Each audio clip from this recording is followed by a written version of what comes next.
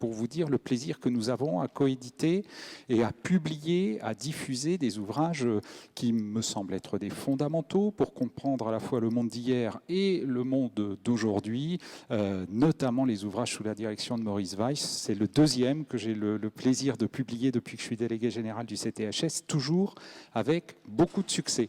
Cet ouvrage est en vente ou le sera dans les prochains jours et nous avons beaucoup de notés, c'est-à-dire de pré-réservation pour cet ouvrage. Donc c'est toujours, quand on est éditeur dans le monde universitaire et scientifique, c'est toujours un grand plaisir d'avoir des livres dont on sent qu'ils vont rencontrer un très grand succès. Voilà, et je vais m'excuser de devoir vous abandonner très vite parce que dans la vie, je suis aussi maire d'une petite commune dans le Loir-et-Cher et la préfecture vient de m'informer que nous avions une famille d'Ukrainiens qui venaient d'arriver dans la commune et je vais devoir gérer très rapidement maintenant l'accueil de cette famille. Donc je dois reprendre le train immédiatement et je vous prie d'excuser par avance mon absence et je vous remercie, professeur, d'avoir organisé ce temps avec vos intervenants. Je laisse la parole maintenant à Monsieur Chibaev. Merci. Merci, Monsieur Marion. Mesdames, Messieurs, chers amis, c'est une fois de plus un bonheur de vous accueillir et de remercier l'Association des Amis des Archives diplomatiques pour avoir organisé cette rencontre autour de la publication de cet ouvrage « Vers la paix en Algérie » que va vous présenter le professeur Maurice Weiss avec les co-auteurs et avec également l'ambassadeur François Plaisant qui est avec nous et qui est là pas seulement au titre de président de l'Association des Amis des Archives diplomatiques, mais aussi au titre du rôle qu'il a joué dans la négociation des accords d'Évian. Donc je n'aurai pas l'impudence de vous présenter les co-auteurs. Je laisserai Maurice Weiss présenter le travail fait par Sadek Selam et par Chantal Morel. Et moi, je me bornerai à remercier du fond du cœur Maurice Weiss, dont chacun sait que, s'agissant du sujet qui nous réunit aujourd'hui, vers la paix en Algérie, d'une part que Maurice, vous avez été au titre du pilotage des éditions des documents diplomatiques français, vous avez édité cette période-là, puisque c'est depuis l'année 1960, voire même une partie de 1959, que vous avez publié jusqu'au premier volume de 1973, qui est paru il y a à peine un an.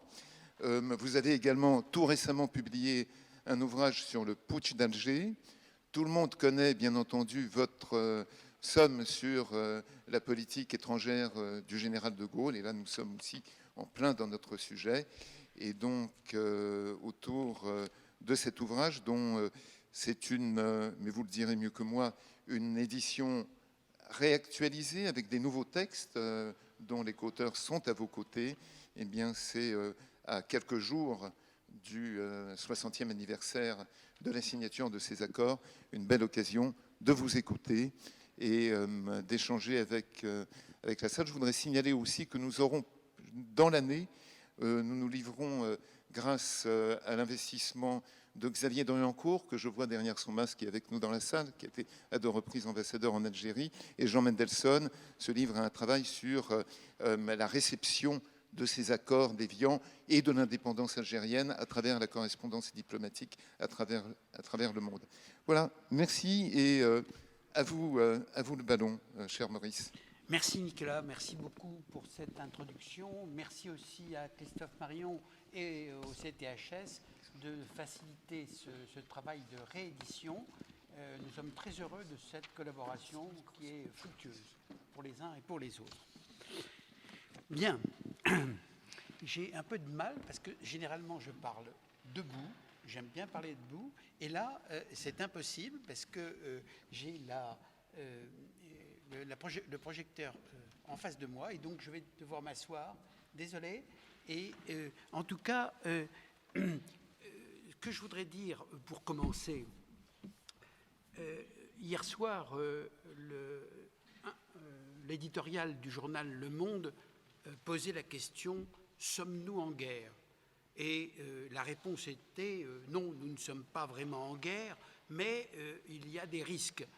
Je crois que cette atmosphère, ce contexte que nous vivons actuellement, nous permet certainement de mieux comprendre ce qui s'est passé il y a plus de 60 ans, parce que l'un des protagonistes du côté algérien, qui s'appelle Ben Tobal, fait une réflexion dans un ouvrage qui n'est pas encore paru en Algérie, mais qui va paraître bientôt.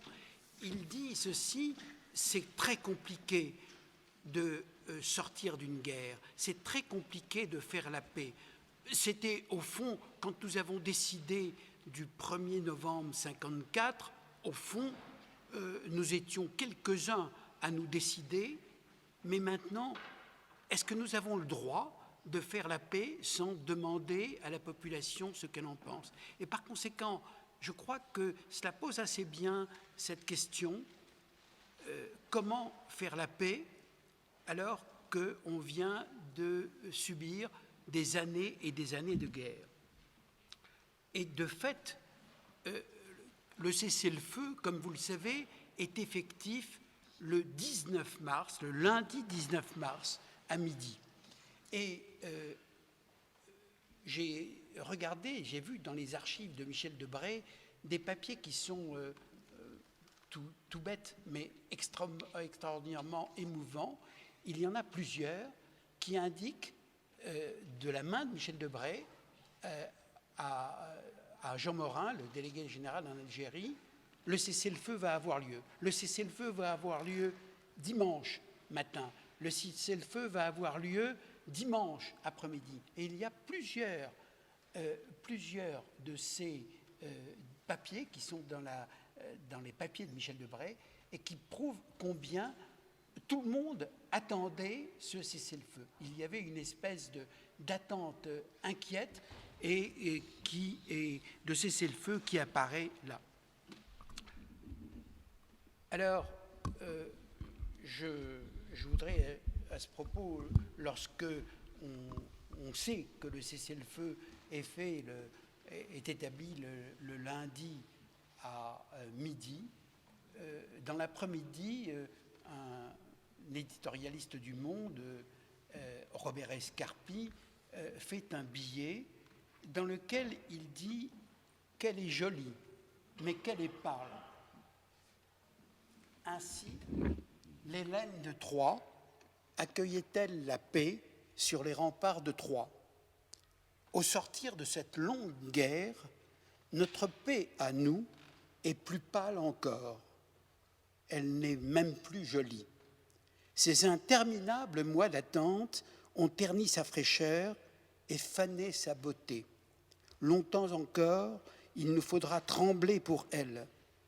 Son retour n'est pas de ces fêtes pour lesquelles on tue le bœuf gras. L'amour y est présent, mais aussi la tristesse. Ce qu'on a trop espéré fait payer cher sa venue. Maintenant, il nous reste à soigner cette mendiante qui si longtemps a, derrière la porte, attendu qu'on la laisse entrer. Il nous reste à lui rendre l'éclat de la jeunesse et les couleurs de la santé. Alors, l'intérêt du livre que nous allons vous présenter ce soir, c'est qu'il reprend, c'est qu'il publie les procès-verbaux, les notes, les lettres éventuellement, qui ont été échangées au sein de la délégation française et entre le général de Gaulle et la délégation française pour sortir de la guerre d'Algérie. Ces archives se trouvent au service ces archives se trouvent aux archives diplomatiques qui sont maintenant à la Courneuve, mais il n'y a évidemment pas que les archives qui peuvent refléter la réalité, il y a aussi les mémoires. J'ai parlé tout à l'heure de celle de Ben Tobal, et puis nous avons la chance d'avoir aussi un témoin privilégié, l'ambassadeur François Plaisant, qui était à ce moment-là un des membres de la délégation française aux négociations d'Évian. Ces archives ont été en effet sélectionnées, publiées, annotées dans des volumes de ce qu'on appelle les documents diplomatiques français, qui sont de gros volumes, qui sont difficilement maniables, mais qui sont extraordinairement utiles. Et ils ont été publiés pour la première fois en 1997. Cela veut dire que c'était 25 ans qu'on a publié pour la première fois ces documents. Ensuite, nous les avons réunis dans un volume thématique qui s'appelle « Vers la paix en Algérie », que nous rééditons à l'occasion du 60e anniversaire avec les éclairages de deux spécialistes, Chantal Morel, qui est professeur de classe préparatoire aux grandes écoles, et d'autre part, Sadek Selam. Chantal Morel est une grande spécialiste de cette question parce qu'elle a d'abord publié un ouvrage qui est la biographie de Louis Jox, le principal négociateur, et ensuite elle a repris ce travail pour publier un ouvrage intitulé « Comment De Gaulle et le FLN ont mis fin à la guerre d'Algérie ». Cet ouvrage vient d'être réédité aux éditions de l'Archipel. Et puis il y a Sadek Selam, qui est un spécialiste de l'islam contemporain et qui a écrit et qui a publié l'an dernier aux éditions Maisonneuve et La Rose une biographie d'un des négociateurs d'Évian qui s'appelle Boumengel. Vous voyez donc que nous avons la chance aujourd'hui de réunir non seulement un témoin présent à ce moment-là et qui ensuite a été ambassadeur dans différentes capitales, en particulier Pretoria, Athènes, Pékin, et qui a même apporté, monsieur l'ambassadeur, ces petits carnets dans lesquels il notait ce qui se passait chaque jour, chaque mois. Merci beaucoup d'être parmi nous. Alors, comme je vous l'ai dit, la discussion portera seulement sur les négociations et les accords. Je vous signale que Anne Lisken avait publié un ouvrage sur l'ambassade de Jean-Marcel Jeanneney sur la période juillet 1962 jusqu'à décembre 1962, et que, s'il le veut bien, l'ambassadeur Xavier Dréancourt, qui est parmi nous et qui a été ambassadeur en Algérie de 2008 à 2012, puis de 2017 à 2020, pourra nous donner un éclairage complémentaire et politique sur ce que sont devenues les relations franco-algériennes. Alors, pour commencer tout de suite, et pour ne pas être trop long sur tout cela, il y a donc 3 temps que j'ai décidé de réunir. D'abord, comment est-ce que se posait le problème algérien du point de vue des Algériens, du point de vue des Français, et cela jusqu'au moment où on va commencer la véritable négociation. Deuxième temps, le temps de la négociation, évidemment, c'est là que l'on va essentiellement s'appesantir. Et enfin, qu'est-ce qu'on peut dire des accords, à la fois de leur analyse et de la synthèse qu'on peut en faire du point de vue de notre vision de 2022. Voilà, alors je vais essentiellement poser des questions aux intervenants et bien entendu, à la fin de ce débat, si tout le monde a été respectueux du temps imparti, vous aurez, les uns et les autres, la possibilité de poser des questions et j'espère que nous aurons la réponse. Alors, est-ce que je peux vous poser la question à Chantal Morel et à Sadek Selam, mais d'abord à Chantal, quelle position est celle du gouvernement français face à l'avènement du 1er novembre 1954 et au statut de l'Algérie? Par conséquent, comment est-ce que ça se passe à partir du moment où les événements, comme on dit, se passent? Quelle est la position du gouvernement français et comment réagit-il? Alors, le gouvernement français réagit assez catégoriquement, assez violemment par rapport à ce qu'on appelle la Toussaint Rouge, du 1er novembre 1954, avec des changements par rapport à la situation antérieure au niveau des effectifs militaires, j'y reviendrai, au rôle de l'armée, également aussi dans l'organisation des pouvoirs, que ce soit dans le domaine du fonctionnement de la démocratie et de la justice, et puis aussi du personnel en place. Donc il y a quand même des réactions extrêmement rapides, très vives, à la fois demandées à Paris, en métropole, et à la fois en Algérie. Alors, je parlais des effectifs militaires, je vous donne juste quelques chiffres qui vous permettent de voir cette progression énorme de ces effectifs. Surtout à partir du moment, non pas du 1er novembre ou du 2 novembre ou décembre 54, mais à partir du moment où la violence s'installe, et il y a eu en 55 un soulèvement dans le Constantinois qui a abouti à une accélération des différentes mesures.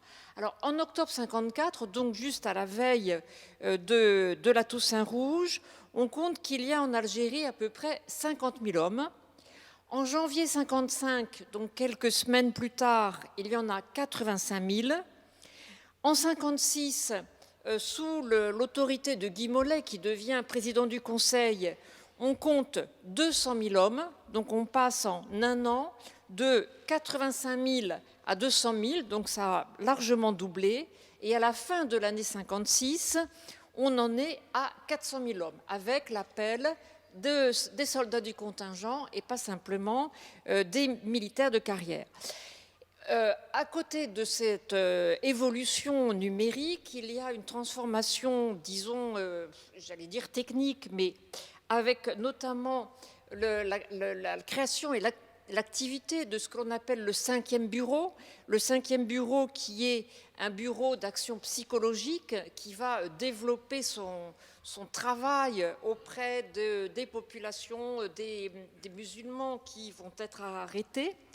Et puis, sur le plan militaire, il va y avoir aussi ce qu'on appelle la bataille d'Alger, avec le quadrillage d'Alger de la région, des attentats, des arrestations, des interrogatoires musclés, c'est-à-dire la torture, avec justement le 5e bureau que j'évoquais il y a tout juste un instant.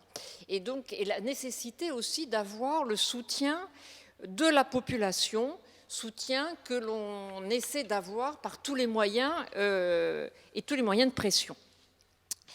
Alors, dans un premier temps, avant Guy Mollet, je vous rappelle que le président du Conseil, Pierre Mendès France, et son ministre de l'Intérieur, François Mitterrand, considéraient que l'Algérie était française et qu'elle devait rester française. Je ne vais pas développer, épiloguer là-dessus, hein, juste c'est un rappel.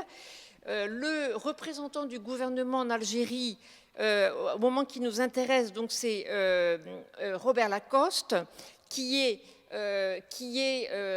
ministre résident en Algérie. Et il va y avoir aussi donc évolution, changement du personnel, mais aussi changement des pouvoirs, parce que Guy Mollet, en 56, il arrive au pouvoir en janvier 56, et en mars 56, il obtient les pouvoirs spéciaux pour l'Algérie, dans le but de rétablir l'ordre et de protéger les populations et les biens.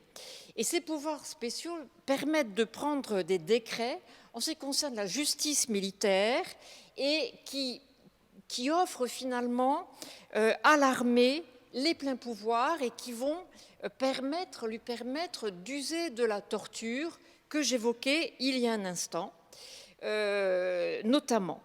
Et puis, en même temps, des contacts sont établis puisque Guy Mollet est prêt à des négociations. Il y a ce qu'on appelle le triptyque, c'est-à-dire 3 éléments qu'il met en avant pour sa politique algérienne: cessez-le-feu, élections libres et négociations. Donc c'est la ligne politique qu'il voudrait imposer.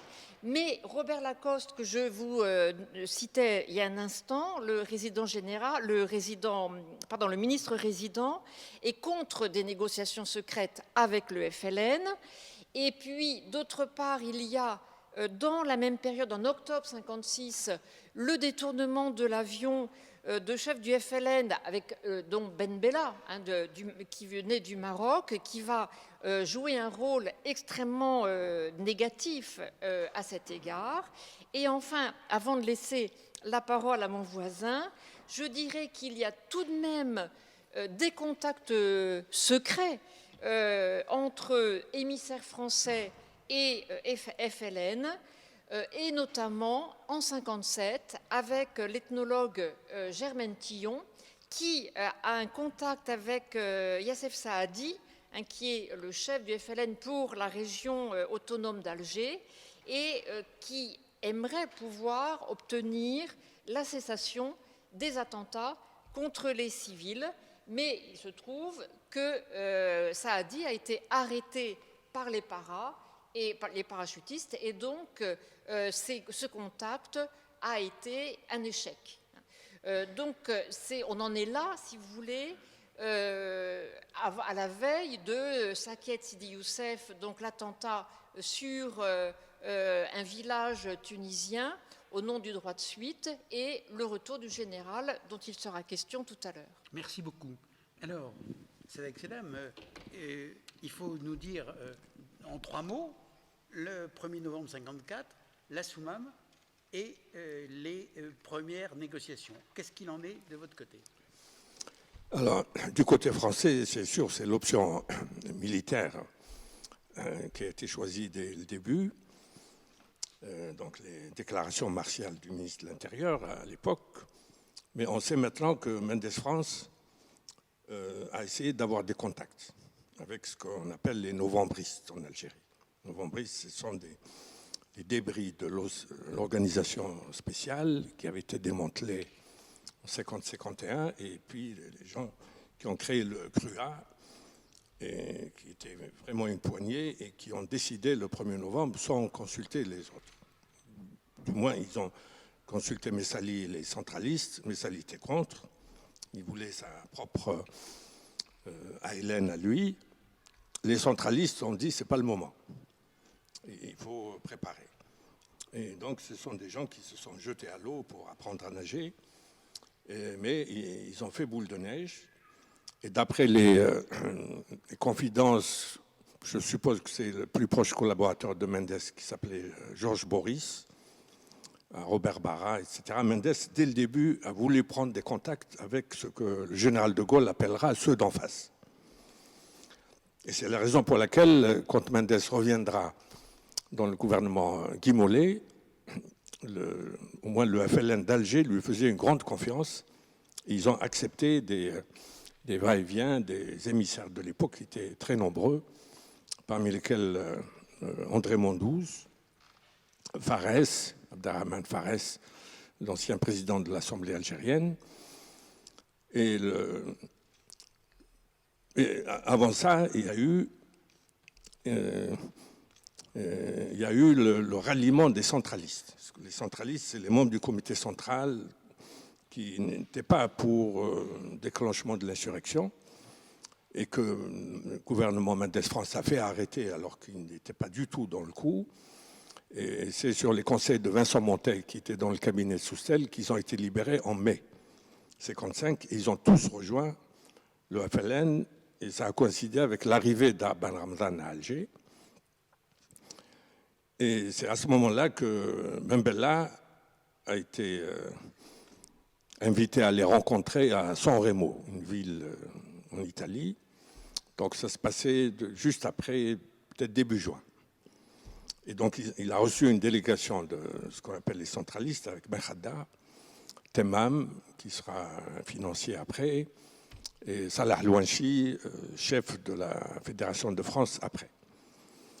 Donc ils disent à Ben Bella, nous avons eu des contacts avec les Français, qui refusent obstinément de négocier avec les fanatiques des Aurès, sanguinaires, etc. Mais ils accepteraient de négocier avec des politiques comme nous. Et on s'est mis d'accord pour créer une autre structure. Le FLN, c'est considéré des gens qui ont tué des instituteurs, etc.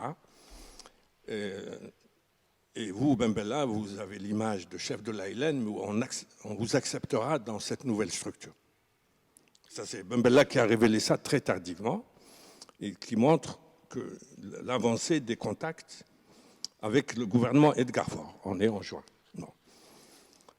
Après, bon, Edgar Faure dissout l'Assemblée, les élections, et puis le programme de la SFIO à l'époque, c'était la paix en Algérie. Ça a créé beaucoup d'espoir, y compris chez les militaires. Et la présence de Mendes France comme ministre d'État à son portefeuille a fait croire, Ben Khaddam a dit, nous on croyait à ces contacts tant que Mendes était au gouvernement. Or il a démissionné, je crois, en mai 1956. Et c'est à ce moment-là que le gouvernement Guy Mollet s'est tourné vers la délégation extérieure, Ben Bella, Kider, Aït Ahmed, qui ont reçu les émissaires de l'ASFIO au début. C'était à peu près ils ont compris. Donc il y a eu des négociations, des pré-négociations bien avant celles dont nous publions les procès-verbaux. Absolument. Et ça, dès le début, si l'on en croit, Robert Barra, qui dit que Mendes a tout de suite envoyé des émissaires à l'insu de Mitterrand, en Suisse, pour... Mais, cela dit, la position du FLN a été tout de même très bien indiquée, ancrée au moment de la Soumam. Est-ce que vous pouvez expliquer un peu de quoi il s'est... Alors, avant la Soumam, ça relève du déclaratif. Oui. Or, le rédacteur celui qui a chapeauté, c'est Abban Ramzan, il est très dur dans la Soumam, mais c'est lui qui poussait au contact secret. Et il était prêt, nous savons maintenant, à accepter l'autonomie interne dans un texte envoyé en mars 1957, quand ils ont quitté Alger, au gouvernement. Il l'a envoyé au ministre de la Défense, qui était Bourges Monory, alors que lui était pour la primauté du politique sur le militaire. Il lui a dit, je suis prêt à accepter l'autonomie interne, l'indépendance. L'autonomie interne. Absolument. C'est vraiment quelque chose de révolutionnaire. Absolument. Et il était inspiré du modèle tunisien. Voilà. Il croyait que Mendes allait refaire avec eux, même si le protectorat n'est pas la même chose que la colonie. Et tout le monde croyait à cette solution, et y compris la délégation extérieure. Ben Bella, c'est lui qui fournissait l'ALN en armes, il était le chef de l'ALN. Mais quand il a été arrêté, il a dit, j'avais dans ma serviette un protocole d'accord, et la conférence de Tunis, de confédération, il y avait un projet d'union maghrébine qui allait proposer une confédération franco-maghrébine. Et Bahil Adram et le prince héritier du Maroc sont venus. Bahil Adram a rencontré Alain Savary, qui a informé Guy Mollet, et Guy Mollet a donné son accord. Il a dit c'est la solution la plus réaliste. Ils vont proclamer une union du Maghreb, donc ça implique la reconnaissance d'un État algérien à souveraineté limitée, peut-être moins que l'autonomie interne. Oui, c'est tout ça dans le contexte de l'indépendance accordée à la Tunisie et au Maroc par la France, et l'idée qu'on va pouvoir peut-être trouver une solution au problème algérien par le biais de l'autonomie interne. Absolument. Bon, et c'était admis par les deux, qui étaient considérés comme jusqu'au boutistes, Ben Bella et Abban Ramzan. Parce qu'ils étaient inspirés du précédent tunisien. Bourguiba a obtenu l'indépendance totale 6 mois après. Et...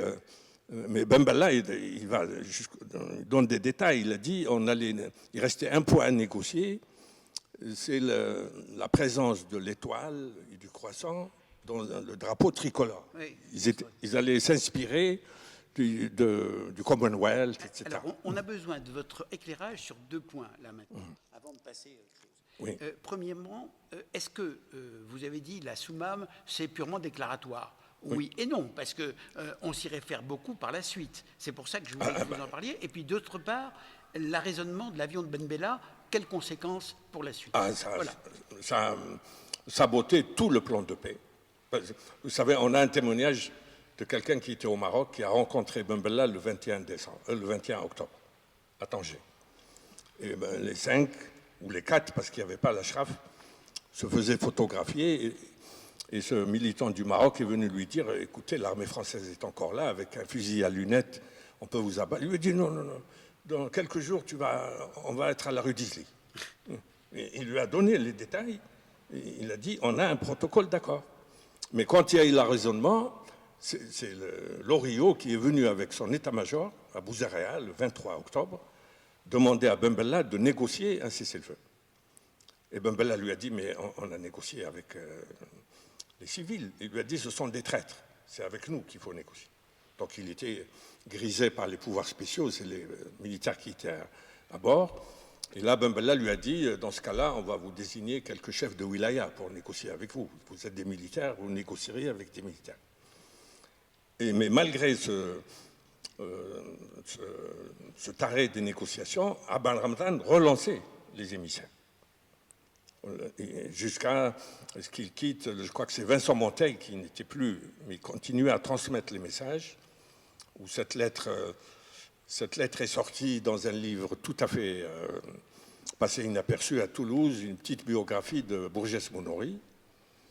Et c'est les archives d'Abel Thomas qui étaient dans son cabinet, où il y a cette lettre à Abd al-Ramadan qui dit « J'accepte l'autonomie interne ».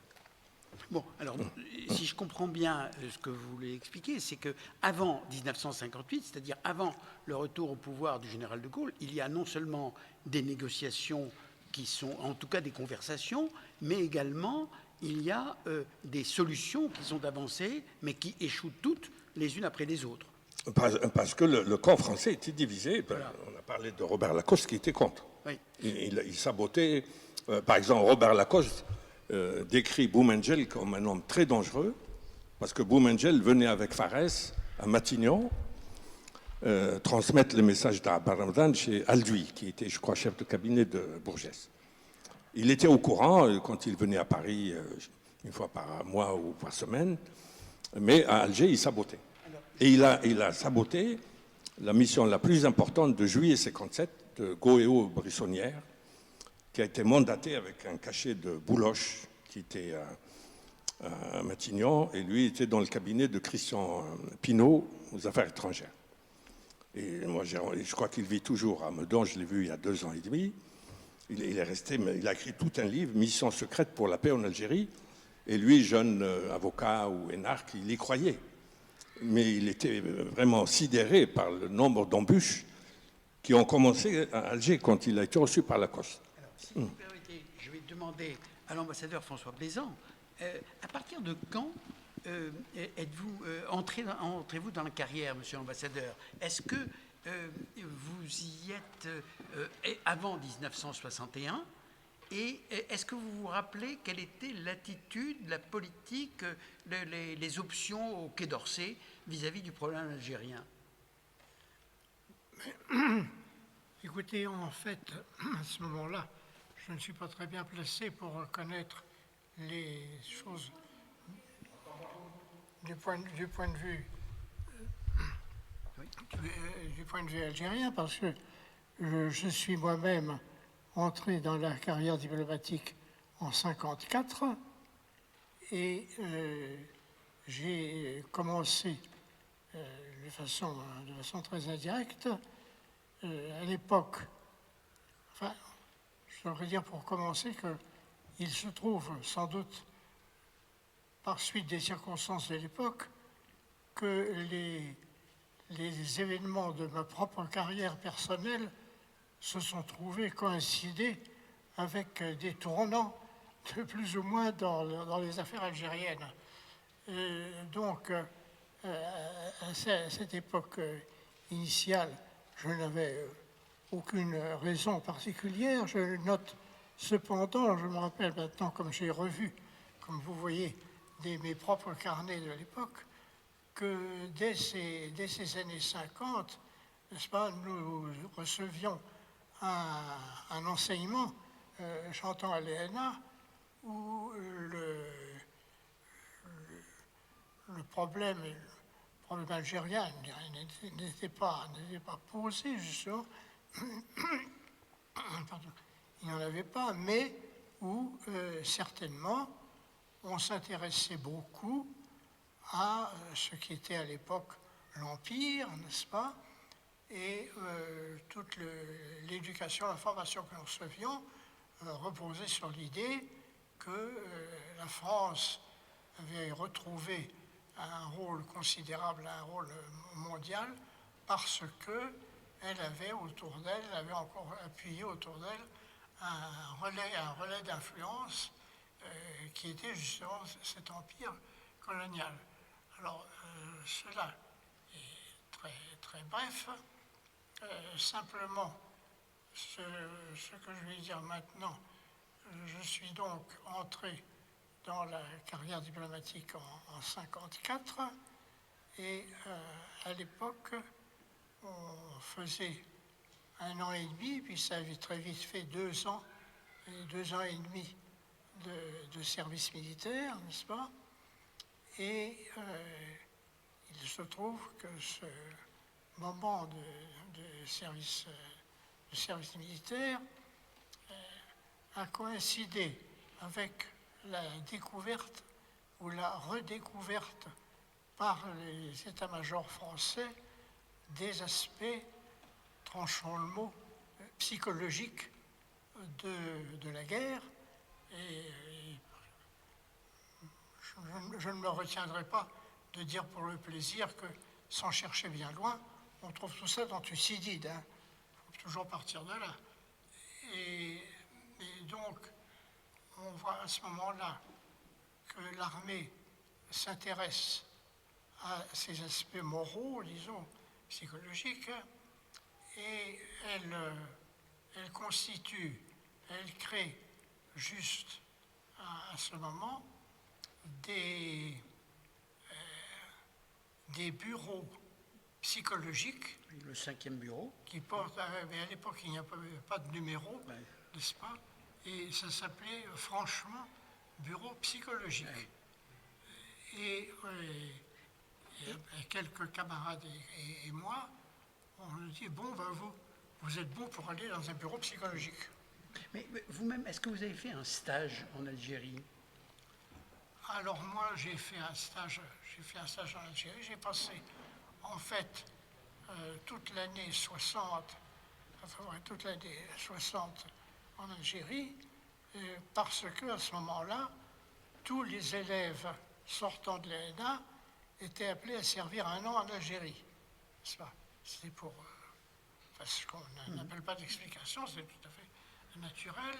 Et j'ai donc passé cette année d'Algérie à Constantine, parce que, en ma qualité de célibataire à l'époque, j'étais considéré comme bon pour être envoyé dans le bled. Et Constantine. Donc, j'ai passé toute cette année à Constantine, et auparavant, je n'avais vraiment pas d'idée, rien que de très banal, sur tout ce qui pouvait se passer, et jusqu'à un moment c'est en 57 déjà, si j'ai bonne mémoire, où oui, il y avait eu un an de service, enfin de service extra en Algérie pour tous les élèves sortant de l'ENA. Et à ce moment-là, on m'a dit, bon, eh bien, vous allez aller au bureau psychologique et vous occuper d'Algérie. Alors, je n'étais pas content du tout, n'est-ce pas? Parce que ça faisait quand même des années que j'avais envie d'être diplomate. On me disait, voilà, je touche au port. Au moment où je touche au port, on me renvoie. En tout cas, ça veut dire que lorsque vous êtes nommé membre de la délégation, c'est un sujet que l'Algérie, que vous connaissez un peu, pour y avoir vécu et pour avoir tâté des réalités algériennes. Alors, oui, un petit peu.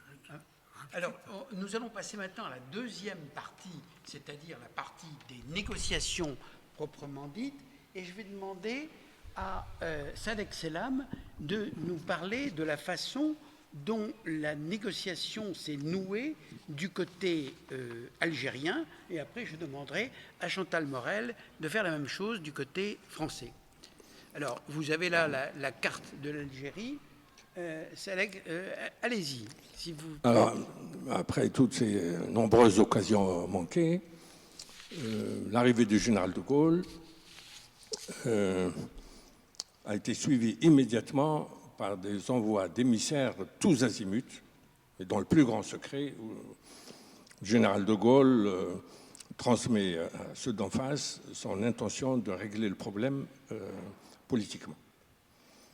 Et là, les émissaires les plus connus, parce qu'ils contactaient beaucoup les journalistes à l'époque, c'est Farès et Jean Amrouche, qui se contentaient d'aller à ce qu'on appelait la wilaya de Montreux. Parce que quand les journalistes ne trouvaient pas faire à Tabas au Caire, on disait ils s'occupent de la wilaya de Montreux, en Suisse.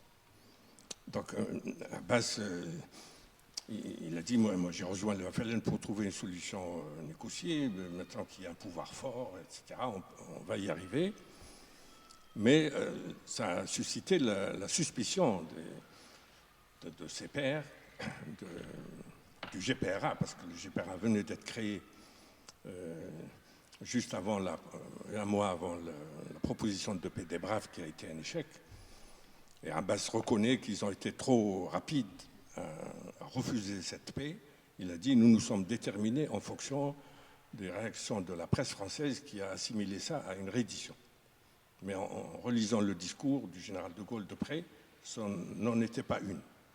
Il a tout de même dit il faut que les couteaux soient au vestiaire. Au vestiaire, mais il a parlé du drapeau blanc des parlementaires. Voilà. Alors, Abbas, après, il a dit à Amrouche, il faut aller au Caire et répéter à ceux de là-bas, ils ne sont pas tous d'accord avec moi. Et donc, il se fait recevoir par Abdelhamid Mehri, qui était le seul arabophone du tout, le GPRA. Alors, peut-être rappeler que le GPRA a été constitué le 19 septembre 1958, à la suite de ces contacts. Parce que Mehri a dit à Jean Amrouche, parce que Jean Amrouche était d'un gaullisme, alors là, inconditionnel, il dit il faut faire confiance au général, mais il a des difficultés avec son armée, les généraux d'Alger, il faut patienter. Et Mehri lui a dit, écoutez, De Gaulle parle de la France depuis les Capétiens, vous êtes un État millénaire, nous on est décrits comme des assassins dans votre presse. Pour que la négociation soit assez équilibrée, il faut que vous ayez affaire à une structure étatique. Et nous allons proclamer le gouvernement provisoire de la République algérienne, que De Gaulle n'a pas beaucoup apprécié. Et là-dessus, Mehri est classé centraliste, mais il était transcourant, comme on disait au Parti socialiste il y a 15 ans, ou plus. Il avait de bonnes relations avec les 3B, surtout avec Boussouf. Il faut dire qui sont les 3B. Les 3B, c'est Belkacem Krim, Boussouf et Bentobal, qui sont les militaires, les 3 chefs de wilaya promus au CCE en 1957, où on a enterré la plateforme de la Souma, histoire de primauté du politique et du militaire, et ils ont dit que ça n'a aucun sens. Et puis, la proposition de Ben Khadda de mai-juin 1957 n'avait aucun sens, parce qu'une structure purement politique qui n'a pas d'effet. Oui, 58-59. Oui. Non, oui. Quand il a dit il faut une autre formation que le FLN, des civils qui négocient, s'il négociait un cessez-le-feu, l'ALN ne l'aurait pas accepté, s'il n'y avait pas de solidarité. Et donc, à ce moment, Abbas, il avouait, il a dit, écoutez, moi j'ai rejoint le FLN en avril 1956 avec l'idée de négocier une autonomie interne, mais avec l'arrivée des chefs de wilaya, il est impossible de se contenter de ça. Donc il y a une structure, vous savez, des alliances conflictuelles et fluctuantes au sein du GPRA lui-même, qui était constitué des 3B, de 3 UDMA et de 3 centralistes, le docteur Lamine, et ça, c'est des gens qui étaient en concurrence avant 1954, des partis rivaux, qui n'ont pas l'habitude de travailler ensemble. Et donc, le GPRA, il avait des difficultés à avoir un consensus après des débats. Le Canard enchaîné a titré « Les compagnons de la délibération ». en 59, quand ils se sont réunis 99 jours. Mais ils arrivaient quand même à trouver une solution.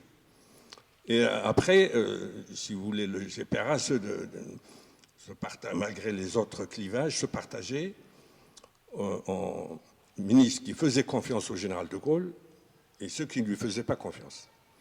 Et c'était assez changeant. Karim Belkacem, qui a été récusé à l'issue des premières négociations avec le gouvernement Guy Mollet, on s'est mis d'accord pour une rencontre en Corse avec les chefs de wilaya, ou chefs de zone. Il n'y avait pas les wilaya avant la Souma. Et le gouvernement Guy Mollet a récusé Karim Belkacem pour son dossier judiciaire. Il a tué un gendarme en 1947. Mais Karim Belkacem, considéré comme un militaire radical, il disait qu'il ne faut rien faire qui puisse gêner le général de Gaulle. Alors, on arrive aux pré-négociations. Vous avez fait une biographie de Boumengel. Est-ce que vous pouvez nous parler un peu de la première rencontre entre Boumengel et Georges Pompidou? Alors ça, c'est la rencontre de pré-négociation secrète de Lucerne. On a un premier PV commun entre Boulahrouf, qui était l'autre négociateur, mais on a un rapport secret de Boulahrouf à Bontobal. Or, Boulahrouf reproche à Boumengel de n'avoir pas soulevé dès le début l'affaire du Sahara, parce qu'il le soupçonnait d'être du même bord qu'Abbas et Francis, qui dès le début ont dit on accepte l'indépendance du Nord, après on négocie. Et tous les autres étaient en désaccord avec eux. Et Bontobal, les 3B, supposaient que Boumengel était du même bord. En fait, non. Boumengel était décrit par le colonel Sean du SLNA, qui était le meilleur policier, comme le chef de file de l'aile intransigeante du fédéralisme nationaliste de l'UDMA. Et en fait, Boumengel était un avocat connu, un avocat au barreau de Paris. Oui, à partir de 1936. Voilà. Mais avocat de Messali. Oui. Oui. Boumengel, c'est un parcours. Il était d'abord naturalisé français, statut intégral. Mais il est devenu intransigeant dans le domaine du nationalisme. Et c'est parce qu'il a été l'avocat de Messali à partir de 1936 qu'il a pu se faire élire en 1938 conseiller municipal à Alger en tant que citoyen, mais par des électeurs messalistes de la Casbah qui avaient le droit de voter, mais qui n'avaient pas l'éligibilité. Alors, comment est-ce qu'il s'exprime vis-à-vis de Pompidou lorsque... Très tendu au début. C'était vraiment de la polémique courtoise, notamment Boumengel qui ne parlait pas un seul mot d'arabe, c'est d'origine kabyle. Et il a dit, écoutez, la France m'a privé de ma langue maternelle, l'arabe, que vous avez déclarée langue étrangère. Et c'est Boulahrouf qui détend l'atmosphère pour entrer dans le vif du sujet, parce que Pompidou a commencé par dire, le général, la situation en main, à cause des victoires de Châles et tout. Et Boumengel lui dit, c'est pour ça que vous maintenez 1 million d'hommes armés. Si vous avez la situation en main, pourquoi continuer à dépenser? Donc c'est le désaccord sur les résultats du plan Châles, toute l'année 59. Mais après, Pompidou avait une lettre manuscrite, un document manuscrit raturé du général de Gaulle, où les 10 points qui étaient sériés, ils étaient en désaccord sur les 10 points. Les principaux, c'est le Sahara, qui a été soulevé au moment des bases à la fin, d'où l'extrapolation de Boulahrouf dans son rapport secret. Il a dit qu'il n'a pas soulevé. Il a attendu que... C'est pas vrai si on lit le rapport attentivement. Donc les 3 points de désaccord, c'était la minorité française qui resterait en Algérie, l'histoire de ce que Jox appellera le double aspect de la nationalité. Il ne dit pas double nationalité. La trêve, l'idée de trêve, que le FLN a proposé en janvier 1959 via le sénateur Belhabiles, mais De Gaulle n'a pas donné suite parce qu'il a donné le feu vert à Châles pour écraser l'ALN. Et c'est la raison pour laquelle, au moment d'Évian 1 et de Lucerne, ils ont refusé l'idée de trêve. Ils ont dit, c'est nous qui l'avons proposé, vous n'avez pas donné suite. Donc il y a des décalages. Et ensuite, ils se revoient à Neuchâtel. Ce qui est important, c'est que tout de même, il y a eu une prise de contact entre des émissaires officiels du gouvernement français et des émissaires officiels du GPRA, même si le gouvernement français considère que le GPRA n'existe pas pour lui. Ah, il ne le reconnaissait pas. Par conséquent, c'est le début des négociations. J'ai ici mis à l'écran une chronologie sommaire des négociations. Vous allez voir, c'est évidemment Évian 1, comme vous le voyez, de 20 mai au 13 juin 61, puis Lugrin du 20 au 28 juillet 61, et ensuite, c'est des rencontres secrètes ou plénières et secrètes jusqu'en février 62, et seulement à partir du 7 mars 62 qu'a lieu ce qu'on appelle Évian 2, c'est-à-dire la dernière conférence. Et ce qu'il faut bien comprendre, c'est que ces négociations durent longtemps, 7 mois, 8 mois, et que pendant ce temps et pendant toute cette période-là, la guerre continue, on tue, on massacre, il y a des attentats, par conséquent, il faut bien avoir présent à l'esprit tout cela, de même que je n'ai indiqué que la chronologie des négociations, mais cette période est une période extraordinairement troublée, parce qu'il y a aussi Bizerte, c'est-à-dire un affrontement entre l'armée française et l'armée tunisienne en juillet 61, pardon. Ensuite, il y a au mois d'août 61 quelque chose qu'on oublie quand on est plongé dans ces histoires de négociations, c'est le mur de Berlin. Et par conséquent, il faut bien considérer qu'on est en pleine crise de la guerre froide un moment où les Français, les Américains, les Britanniques se demandent comment ils vont réagir à l'édification du mur de Berlin. Ensuite, il y a, pour bien montrer que tout cela se passe dans une atmosphère de guerre et d'affrontement, il y a l'attentat qui vise le général de Gaulle le 8 septembre 1961, et ensuite il y a les manifestations qui ont lieu à Paris, manifestation du FLN du 17 octobre 61 et la manifestation anti-OS du 8 février avec le drame du métro Charonne. Par conséquent, il faut bien avoir tout ça présent à l'esprit quand on pense aux négociations. Les négociateurs eux-mêmes sont nécessairement plongés dans cette atmosphère. Et Chantal, est-ce que vous pouvez nous parler un peu maintenant du côté français, de la délégation française et des principaux dossiers? Alors, oui, merci. Je reviendrai un tout petit peu sans développer ce qui a précédé et ce que Sadek Selam a évoqué. Simplement, sur la chronologie, vous voyez la réunion de Melun, donc, qui est quand même extrêmement importante. Alors, il y a 2 rencontres importantes en 1960. Il y a une rencontre très secrète. J'ai oublié les dates de la Wilaya 4. Oui. Voilà. Le 10 juin, une rencontre entre des chefs de l'ALN de l'intérieur, c'est-à-dire de l'Algérie, de la Wilaya 4, avec le général de Gaulle. C'était une demande qui avait été faite, enfin il y avait eu une approche que je n'ai pas développée à partir du mois de mars, parce que justement l'ALN de l'intérieur se sentait exsangue, anéanti et voulait négocier un contact.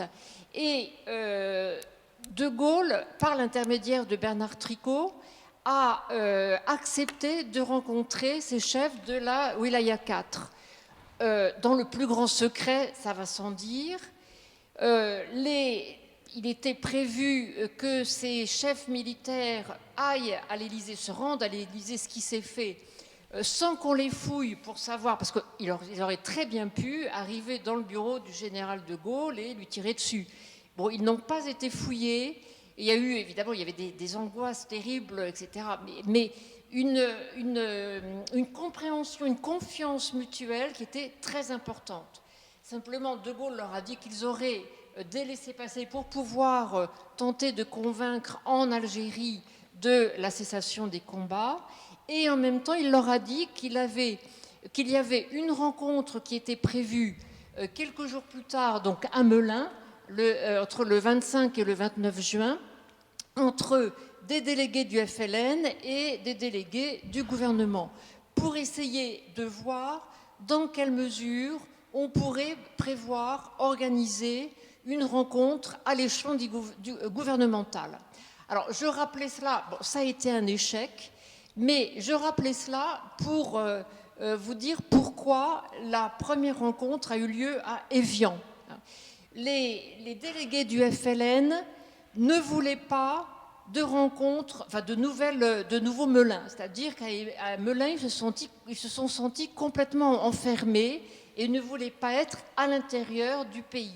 Donc, ils étaient en Suisse, et donc Évian, comme vous le savez, est à la frontière. C'est une ville d'eau avec des infrastructures qui permettaient de recevoir beaucoup de monde, et la délégation du gouvernement était donc en France. Pour De Gaulle, il n'était pas question de négocier en dehors de la France, du territoire français et même métropolitain. Donc voilà pourquoi Évian.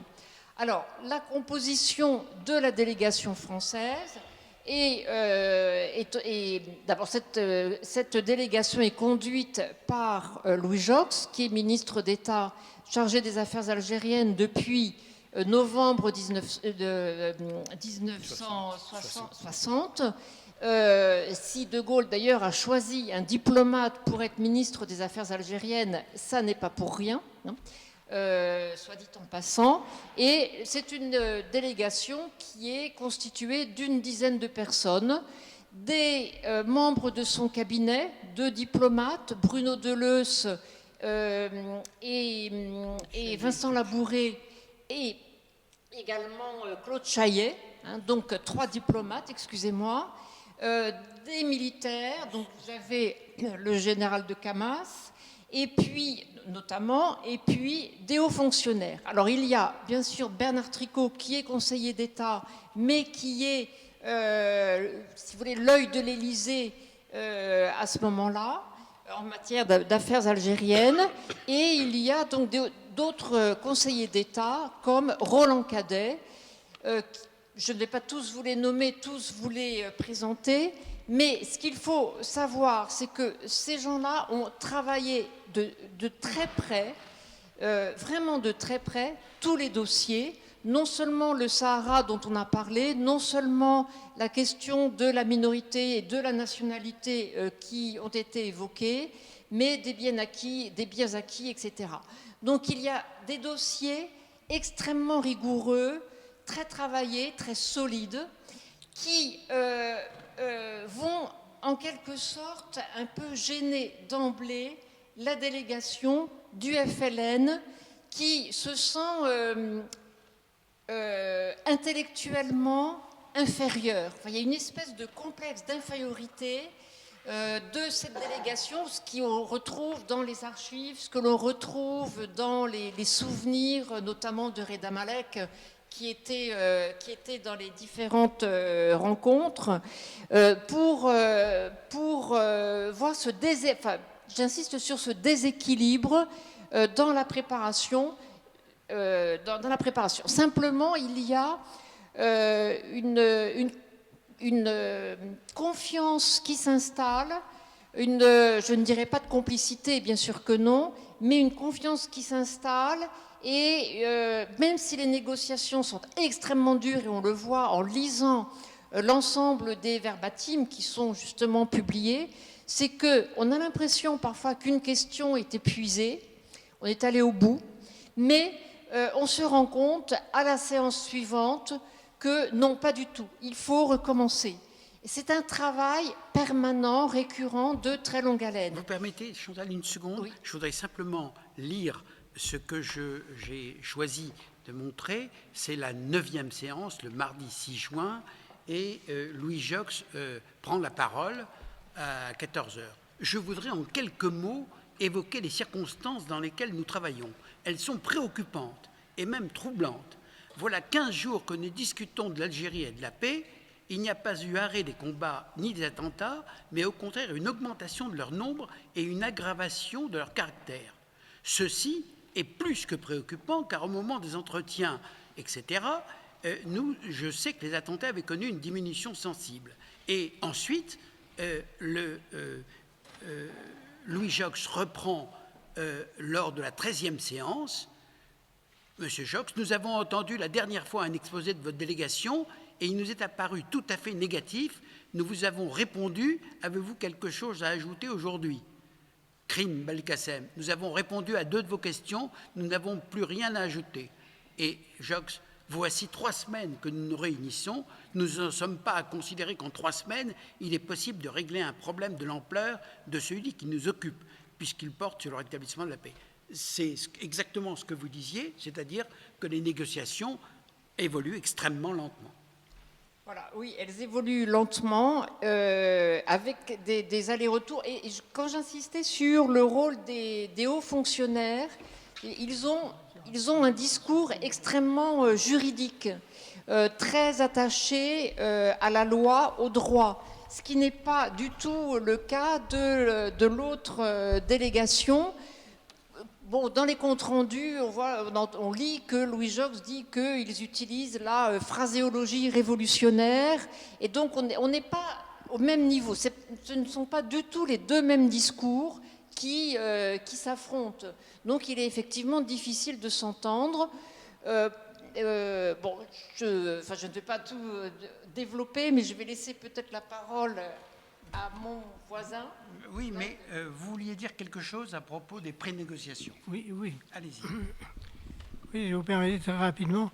Ces pré-négociations, on a rappelé qu'elles ont commencé très tôt. Alors, il faut quand même rappeler que le premier contact, qui n'est pas nouveau d'ailleurs, c'est l'épisode fameux de Claude Chaillet allant se promener au bord du lac avec un combat sous le bras, n'est-ce pas, qui doit être le signe de reconnaissance des gens qui ont des choses à parler ensemble. Alors, c'est au même moment, exactement, qu'on me téléphone du cabinet de M.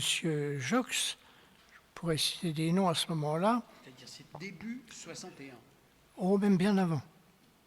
C'est bien avant. Moi, je vois ça vers 50 et quelques, pour me dire, Monsieur Jox s'occupe de constituer une équipe restreinte mais solide, chargée de carburer sur les perspectives à long terme en Algérie. Voulez-vous en être? On ne m'a pas demandé d'ailleurs mon avis si je voulais en être ou pas. Et à ce moment-là, on a commencé donc à préparer du côté français des travaux préparatoires pour les morceaux des futurs accords, n'est-ce pas? C'est-à-dire qu'il fallait travailler du côté français à la fois avec les ministères, avec toutes les administrations concernées, tout cela en observant le secret le plus complet, bien entendu, et ça a été généralement le cas, et concilier ces points-là d'abord du côté français, n'est-ce pas? Et ça a été assez difficile, et ça nous a occupés, si vous voulez, en parlant tout le monde qui était le peu de monde qui était dans le secret, ça a été occupé pendant les premiers mois de 60 là-dessus, et en réalité on a vu très vite, il faut bien que j'entre dans cet aspect des choses qui est un peu des questions de personnes, que dans une première partie, le rôle prépondérant a été joué par M. Roland Cadet, mais M. Roland Cadet était un fin juriste professionnel, tout à fait, c'était ça qui l'intéressait. Et d'autre part, par Claude Chaillet, lui, diplomate jusqu'au bout des ongles, n'est-ce pas? Et il y a eu progressivement une sorte de passage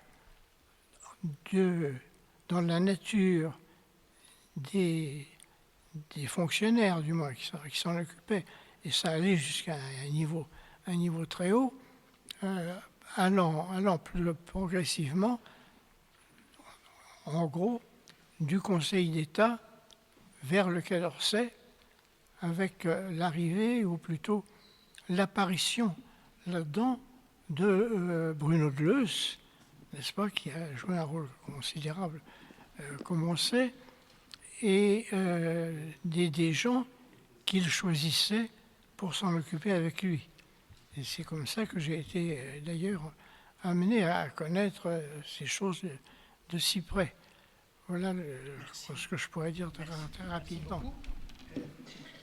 Alors maintenant, il y a des dossiers de négociation, il y a toutes sortes de problèmes, mais les deux plus importants, c'est la question du statut de la minorité française et le statut du Sahara. Est-ce que vous pouvez nous dire comment il se pose du côté du FLN? Il y avait sur le sens à donner à l'autodétermination. Oui. Bon, parce que la délégation française voulait le maximum de garanties, d'abord pour la minorité française qui resterait en Algérie, mais il voulait un État démocratique. Parce qu'au début, c'était un État associé du temps de l'Algérie algérienne, et puis on est passé à l'indépendance-coopération avec des liens étroits avec la France. Alors Michel Debré, dans une note, a dit « On ne peut avoir de liens étroits qu'avec un État réellement démocratique ». Et donc la délégation française alignait toutes sortes de souhaits, et après les Algériens ont dit « Ce n'est plus de l'autodétermination, c'est de la prédétermination ». Et ça a été l'occasion de perte de temps. Ensuite, le dossier le plus épineux, c'était celui du Sahara, où, je vous passe les anecdotes, là, parce qu'au début, la délégation française n'était pas fixée sur les limites du Sahara. Il y a un membre de la délégation qui a réagi spontanément, il a dit tout ce qui est au sud de la ligne de chemin de fer, est-ouest. Et là-dessus, la situation était très tendue. Dahleb s'est levé, il a dit dans ce cas-là, il faut me trouver une place avec vous, parce que moi je suis au sud de la ligne de chemin de fer. Alors après, on a dit là où vont les Achaba. Les Achaba, tout le monde on a consulté les dictionnaires, c'était les transhumants. Quand il y a de la sécheresse, ils se déplacent. Et un membre de la délégation, il dit quand il y a trop de sécheresse, les moutons arrivent jusqu'au sud de Shrea, de Blida. Donc c'est pas, ça dépend de la météo. Et là-dessus, le gouvernement, la délégation a fait travailler les experts. Là-dedans. Il y avait Mohamed Harbi, il y avait Aziz Hassan, qui était un diplômé de Sciences Po, condisciple de Jean-François Poncet, un très bon expert financier. Il y avait 5 ou 6 qui avaient d'autres collaborateurs qu'on envoyait faire des photocopies à la bibliothèque à Genève, à Lausanne, etc. Donc, ça a fait vraiment un travail plus développé que les thèses actuellement. Et là, on a rédigé un mémoire d'une 40aine de pages qui a été lu par Boumengel. Boumengel, parce qu'il voulait repousser les soupçons qu'entretenait Boulahrouf chez Bouteflika. Vous en rendez compte, 40 pages à lire au moment d'une séance. C'est oui, absolument fou. Oui, et il a lu ça en plusieurs séances. Voilà. Interruption, etc. Alors Jox a trouvé ça de néo-marxiste. Mais il a fait flèche de tout bois à Boumengel, tous les arguments. Et malgré ça, il a donné des gages pour dire qu'il n'accepte pas la séparation du Sahara, qu'il n'est pas sur la même ligne que Francis, qui était à côté de lui. Et Bantobel, après, il a chapitré, il lui a dit « Vous perdez votre temps à citer l'Assemblée algérienne, la loi de 1902. Nous récusons toutes les lois françaises depuis 1830. Ce n'est pas la peine d'avoir cette casuistique. » Et il y avait un consensus dans la délégation française algérienne sur ce point. Alors, la délégation algérienne certains membres avaient recours à ce qu'on peut appeler phraséologie révolutionnaire, à cause de son côté composite, même une structure clanique, où chacun avait peur d'être accusé au retour d'accepter de brader. Parce que vous savez qu'il y avait un gros conflit avec l'état-major avant même le 14 juillet 61. Et Qaïd Ahmed et Menjdi, les représentants de l'état-major adjoint de Boumedienne, ne sont venus que forcés et contraints. Et Qaïd Ahmed a dit, Bentouba lui a dit, tu n'es que commandant, nous sommes des colonels et membres du CIG, le Conseil interministériel de guerre. Si je t'ordonne, en tant que militaire, tu obéis. Il lui dit, en tant que militaire, j'obéis, mais je n'en penserai pas moins. D'où les silences de Qaïd Ahmed qui sont signalés par Bernard Tricot. Oui. Et alors, qu'est-ce qui se passe du côté français au point de vue du Sahara? Parce que... Alors, côté Sahara, toute la délégation était formelle. Les Algériens ne feront pas de concessions sur le Sahara. Alors, Roland Cadet... Pourquoi est-ce que la France tenait tant au Sahara? Le Sahara, parce qu'elle voulait continuer à rester en Afrique, une politique de modernisation avec les ressources. Le général de Gaulle a dit que le Sahara est une mer intérieure avec les États riverains qui sont des ports. Et à un moment, Ben Yahya, ou un juriste assez fin, a dit, vous parlez des États riverains, est-ce qu'ils vous ont mandaté? Alors, aucun État n'a mandaté. Il y avait des déclarations de principe de Niger, etc. Mais là où la délégation française était mise en difficulté, c'est l'affaire de Bizerte. Il n'y a pas que la base de Bizerte. L'armée tunisienne a occupé un morceau du Sahara. Oui. Et donc, les Algériens ont dit, voilà, au moins Bourguiba, qui n'est pas d'accord avec vous, il veut conquérir son Sahara manu militari. Mais les Français étaient intéressés directement par le Sahara à cause du pétrole, Oui. du gaz, des bases... Surtout des bases d'expérimentation nucléaire. Et spatiales. Oui, et chimiques même. Voilà. Oui. Et alors, ce qui est curieux, c'est que les Algériens n'ont pas fait de la temporisation. Ils ont accepté le principe des bases.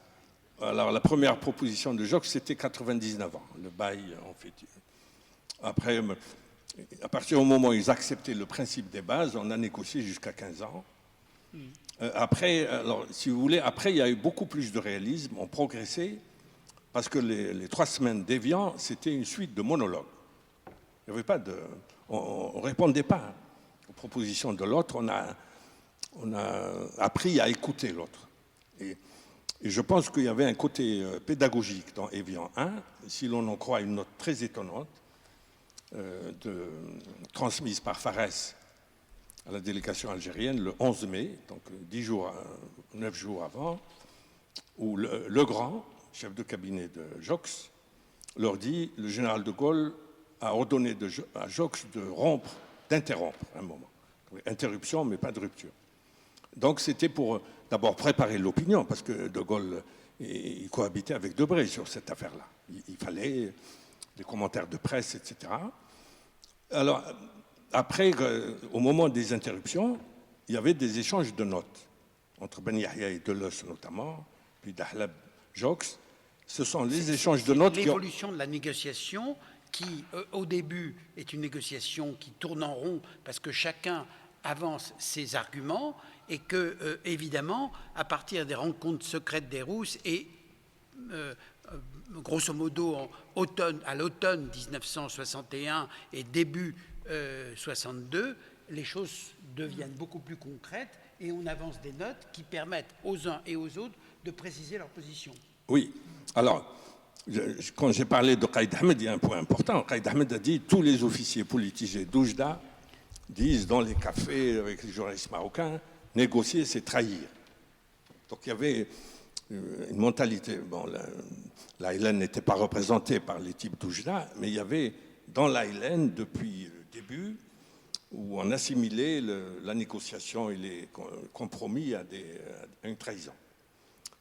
Et chaque clan avait peur d'être accusé de trahir plus que les autres, d'où la surenchère révolutionnaire. Mais après, à Lugrin, il y avait un début de dialogue. c'était plus les juxtapositions de monologues. Chaque délégation, on avait peur des pièges. Même les mots ne voulaient pas dire la même chose. Alors après, chacun était convaincu. Oui. Je voulais dire que chacun était convaincu de la volonté de paix de l'autre. Il n'y avait plus de procès d'intention. Au début, c'était la suspicion généralisée. Très bien, merci beaucoup. Oui, je voulais dire 2 mots rapidement là-dessus. D'abord, il est très important de fixer, de préciser à partir de quel moment le centre d'intérêt du Sahara, ou plutôt les motifs d'intérêt pour le Sahara, ont au fond changé, parce qu'au début, ils étaient, il me semble, essentiellement militaires. Il était question un peu comme quand il s'agissait de Mersel Kébir ou de choses de ce genre. Et c'est seulement, je ne sais pas à partir de quel moment, la question du développement économique du Sahara est devenue prépondérante. Et puis, il faudrait voir aussi ce que... je ne sais pas moi-même comment ça s'est passé à ce moment-là, à quel moment on a considéré du côté français qu'il y avait un rôle multiple, n'est-ce pas, multiple dans le Sahara, et que cela méritait d'être traité à part.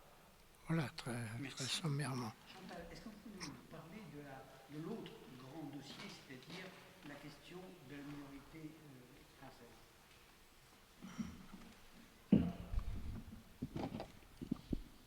Donc, je rappelle tout de même qu'il y a 1 million d'Européens en Algérie, et 10 millions sur une population de 10 millions, donc elle est effectivement très minoritaire. Bon. Alors, la question de la minorité, à cette question de la minorité sont liés deux points. D'abord, la nationalité, et d'autre part, l'avenir des biens acquis, les terres, les infrastructures, etc. Et alors, la question de la nationalité a été traitée, comme je le disais tout à l'heure, et comme tous les dossiers, de façon extrêmement précise, rigoureuse. On voit dans tous les dossiers qui sont dans les archives de la Courneuve maintenant, des historiques de la nationalité, enfin du problème de Chypre avec la partie chypriote et la partie turque, la question le Canada avec aussi les deux nationalités, etc. Je ne vais pas tout développer, mais c'est vraiment très travaillé. Alors, l'idée des Français, c'est que tout le monde devrait pouvoir avoir la double nationalité, ce qui est évidemment inconcevable du côté des Algériens, parce que d'abord il y a des partisans d'Algérie française, des membres de l'OAS, des terroristes dont on se méfie, et puis du côté algérien on considère que la nationalité doit être octroyée. Donc il faut que la population européenne essentiellement demande la nationalité algérienne. Et là aussi, il y a des discussions qui durent des semaines et des mois, parce que la question est posée à chaque rencontre et entre les rencontres sur cette question de la nationalité. Et il a fallu attendre, pour dire les choses très rapidement, les rencontres secrètes entre Louis Jox et Saad Darlab en décembre 1961 pour pouvoir aboutir à une solution qui est celle-ci, c'est que pendant 3 ans, les populations européennes auraient 3 ans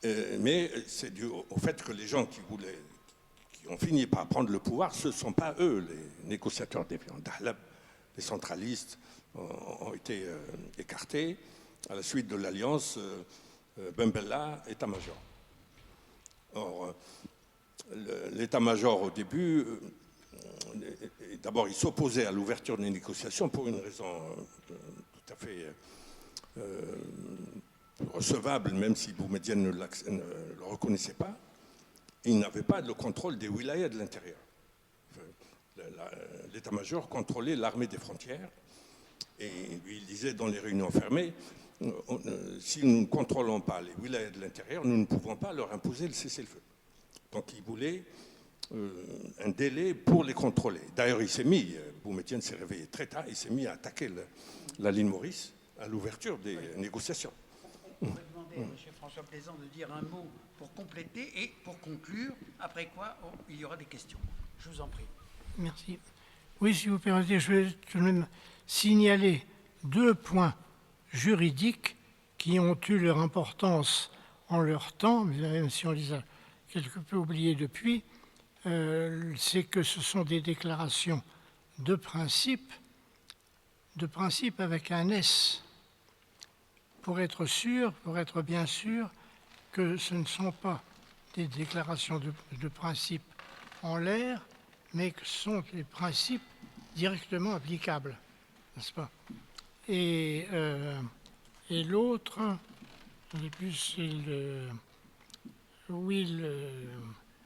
l'ensemble, oui, c'est le en foi de quoi?